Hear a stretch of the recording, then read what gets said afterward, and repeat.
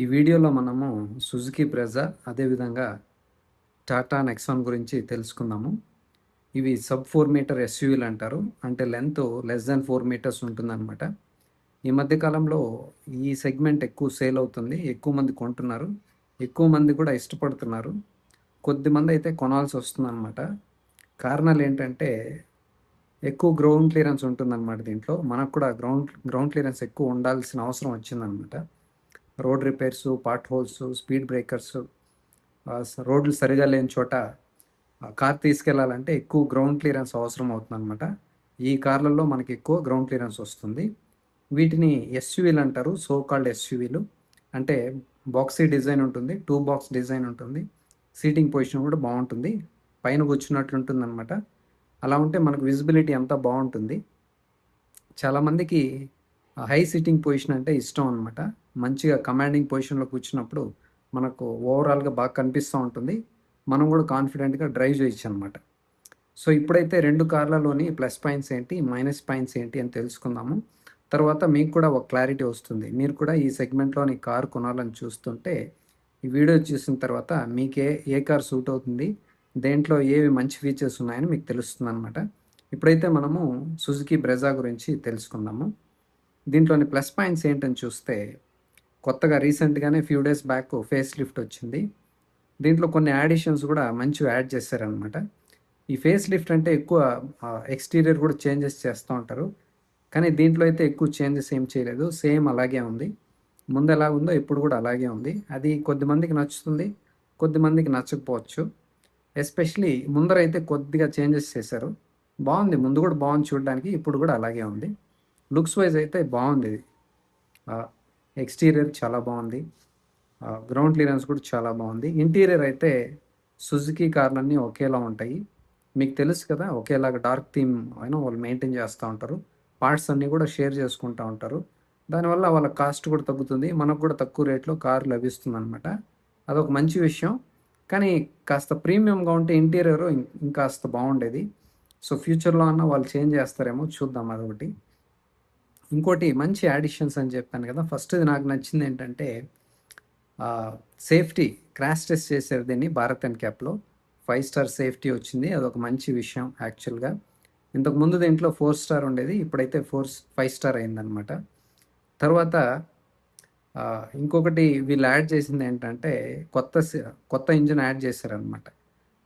ముందైతే 1.5 litre 4 cylinders naturally aspirated petrol engine ఉండేది. ఇప్పుడైతే 1 litre 3 cylinders turbo petrol add చేశారనమాట. ఇంకొక మంచి యాడిషన్ ఏంటంటే ముందు 5 స్పీడ్ ట్రాన్స్మిషన్ ఉండేది, ఇప్పుడైతే వీళ్ళు 6 స్పీడ్ ట్రాన్స్మిషన్ చేశారనమాట. అదొక మంచి యాడిషన్. నాకు సేఫ్టీ ప్లస్ ఈ 6 స్పీడ్ ట్రాన్స్మిషన్ యాడ్ చేయడం నాకైతే నచ్చింది. ఇంకొకటి ఏంటంటే ఇది టర్బో ఉంది కదా, 1 లీటర్ టర్బోలో దాంట్లో మీకు ఓన్లీ 6 స్పీడ్ మాన్యువల్ ట్రాన్స్మిషన్ మాత్రం వస్తుంది. There is no automatic. మీకు ఆటోమేటిక్ కావాలంటే పాత ఇంజిన్ ఉంది కదా, సేమ్ ఆ ఇంజిన్తోనే వాళ్ళు ఆటోమేటిక్ ఇస్తున్నారు. అది కూడా టార్క్ కన్వర్టర్ చాలా బాగుంటుంది అనమాట. ఇంకొక మంచి యాడిషన్ ఏంటంటే వెంటిలేటెడ్ సీట్స్. ఫ్రంట్ రోకి వెంటిలేటెడ్ సీట్స్ ఇచ్చారు, అదొక మంచి విషయం. రియర్ సీట్ కూడా ఇచ్చుంటే చాలా బాగుండేది. సో చూద్దాం, ఫ్యూచర్లో యాడ్ చేస్తారేమో. ఈ సన్ రూఫ్ బదులు వెంటిలేటెడ్ సీట్స్ ఇవ్వచ్చు కదా. సన్ రూఫ్ దేనికి పనికొస్తుంది? I don't understand. Sun roof తీసేసి వెంటిలేటెడ్ సీట్స్ ఇవ్వచ్చు కదా, మన వెదర్కి చాలా అవసరం అది. అలాంటివి ఇవ్వకుండా మనకి ఎందుకో అన్వాంటెడ్ ఫీచర్స్ అన్నీ కొనేవాళ్ళు అలాగే డిమాండ్ చేస్తున్నారు. మ్యానుఫ్యాక్చరర్స్ కూడా దానికి తగినట్లే ఇంకా ఎక్స్ట్రాలు కూడా ఇస్తున్నారు అనమాట. నాకు తెలిసి అవన్నీ అంత ఉపయోగకరంగా ఉండే ఫీచర్సే కాదవి. ఇంకొకటి ఏంటంటే మీకు ఇంకొక మంచి విషయం ఏంటంటే మీకు సిఎన్జి తీసుకుంటే ఇప్పుడు బూట్ స్పేస్ వస్తుందన్నమాట. ఎందుకంటే సిలిండర్ ఇప్పుడు అండర్ బాడీ పెట్టారు, అదొక మంచి విషయం. అందులోనే ఒక చెడ్డ విషయం కూడా ఉందన్నమాట. నిజంగా నాకు అస్సలు ఈ మూవ్ అయితే అస్సలు నచ్చలేదు, నాకు ఇంతవరకు అర్థం కావట్లేదు. వాళ్ళు సేఫ్టీ 5 స్టార్ తీసుకొచ్చామంటున్నారు, సేఫ్టీ గురించి మాట్లాడుతున్నారు. మెయిన్ థింగ్ ఏంటంటే స్పేర్ వీల్ తీసేశారు. స్పేర్ వీల్ దేంట్లో తీశారు? సిఎన్జిలో తీశారు, పెట్రోల్లో కూడా తీసేశారు అనమాట. నాకు అది అర్థమే కావట్లేదు. మీరు సిలిండరు ఇచ్చారు, అండర్ బాడీ ఎవరు అడిగారు మిమ్మల్ని? డ్యూయల్ సిలిండర్ ఇవ్వచ్చు కదా టాటా లాగా. లోపలే సిలిండర్స్ ఇచ్చి టైర్ కింద పెడుతున్నారు కదా టాటా వాళ్ళు అండర్ బాడీ. మీరు కూడా అలా చేయొచ్చు కదా. అదేంటి లాజిక్ నాకు అర్థం కాలేదు. వీళ్ళు పంక్చర్ రిపేర్ కిట్ ఇచ్చారనమాట. మీకు పంక్చర్ అయితే వేసుకోవచ్చు, కొద్దిమందికి కష్టం అది కూడా పంక్చర్.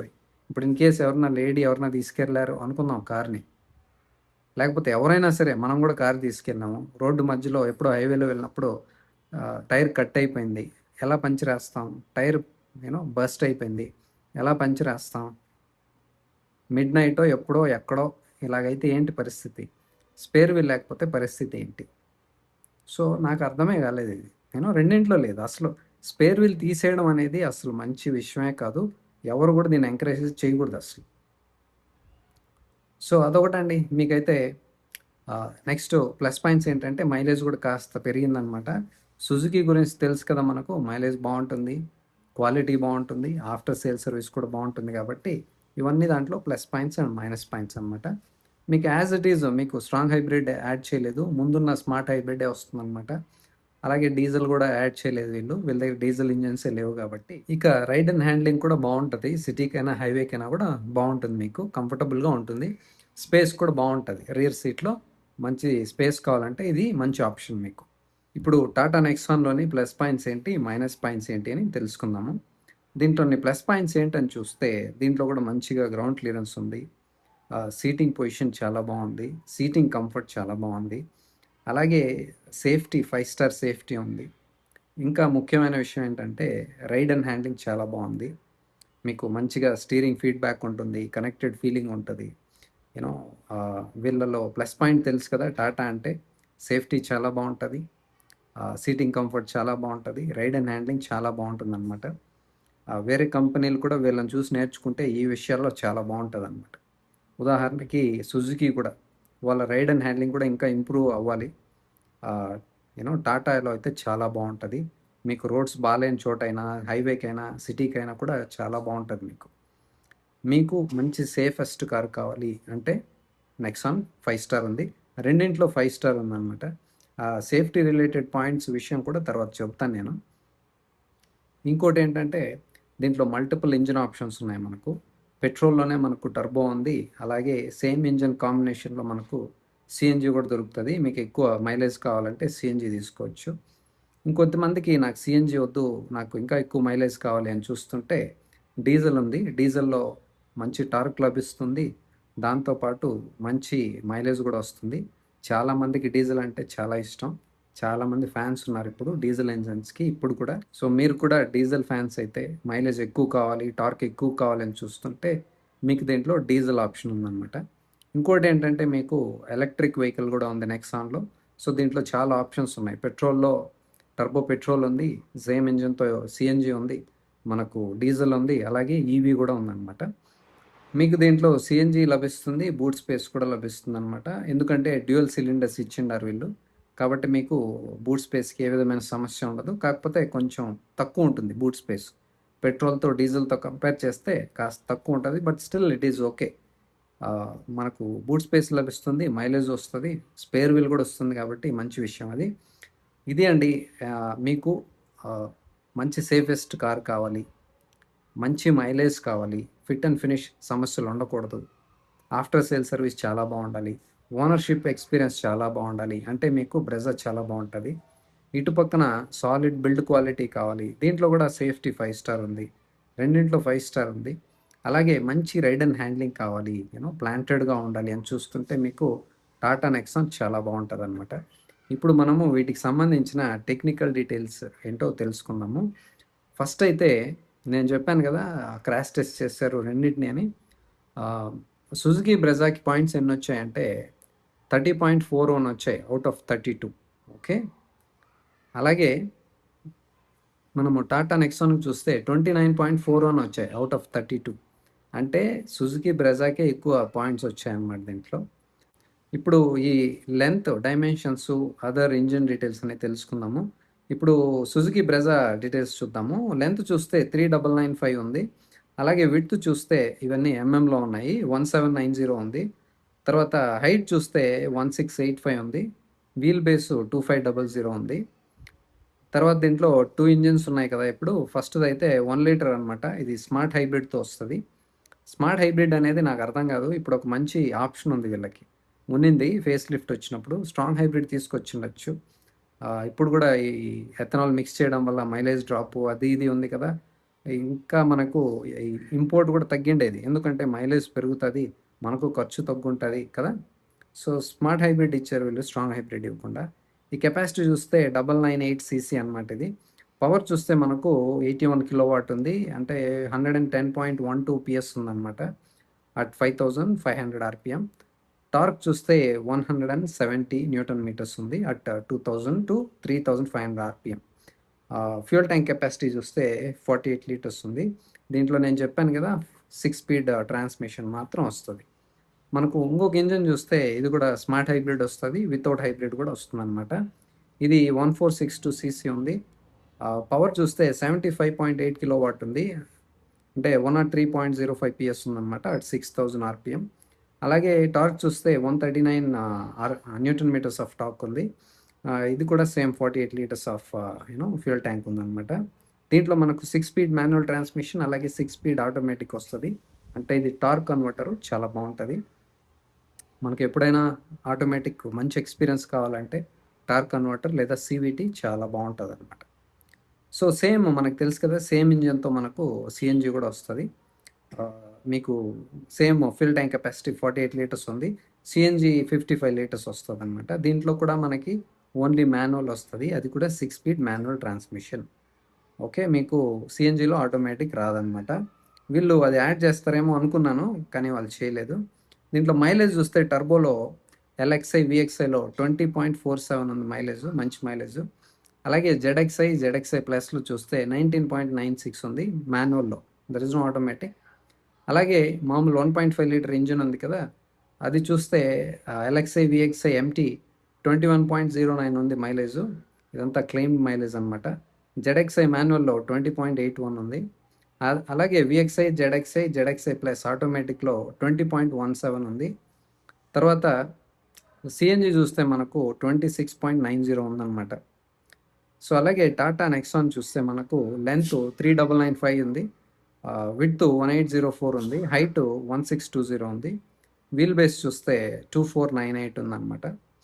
అలాగే దీంట్లో ఇంజిన్ చూస్తే మనము 1.2 లీటర్ టర్బో రెవోట్రాన్ ఉంది. 3 సిలిండర్స్‌తో వస్తది. అంటే 1199 సీసీ అనమాట ఇది.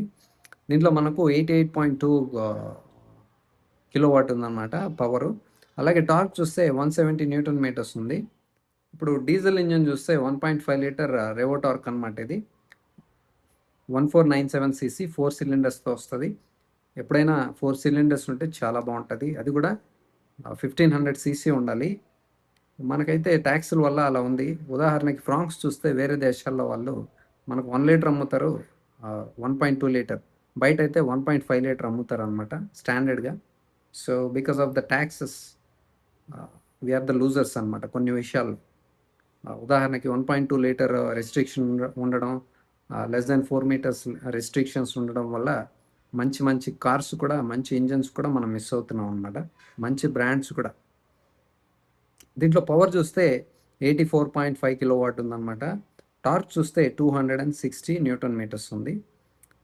తర్వాత సేమ్ ప్రీవియస్‌గా ఇంజిన్ చెప్పాను కదా! 1.2 litre turbo charge Revotorq engine. దీంతో మనకి సీఎన్‌జీ కాంబినేషన్‌లో వస్తుందనమాట. మీకు తెలుసు కదా! సీఎన్‌జీ అంటే కాస్త పవర్ అండ్ టార్క్ ఫిగర్స్ తగ్గుతాయన్నమాట. అలాగే ఫ్యూయల్ ట్యాంక్ కెపాసిటీ చూస్తే మనకు 44 లీటర్స్ ఉంది.